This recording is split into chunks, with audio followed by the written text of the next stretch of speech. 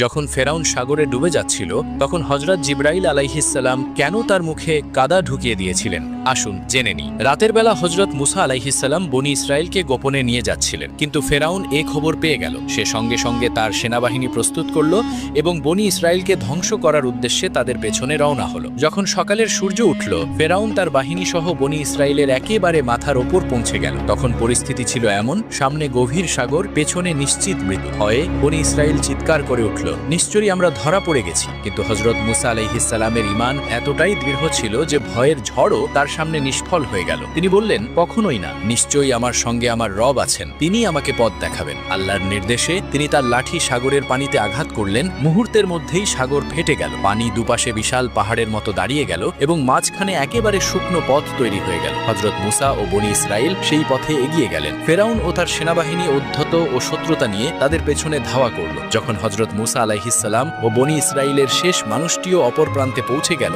তখন আল্লাহ পানি আবার একত্রিত করে দিলেন এবং সবাইকে ডুবিয়ে দিলেন। ডুবে যাওয়ার মুহূর্তে ফেরাউন বলল, আমি ঈমান আনলাম যে তিনি ছাড়া আর কোনো উপাস্য নেই যার ওপর বনি ইসরায়েল ঈমান এনেছে, আর আমি অনুগতদের অন্তর্ভুক্ত।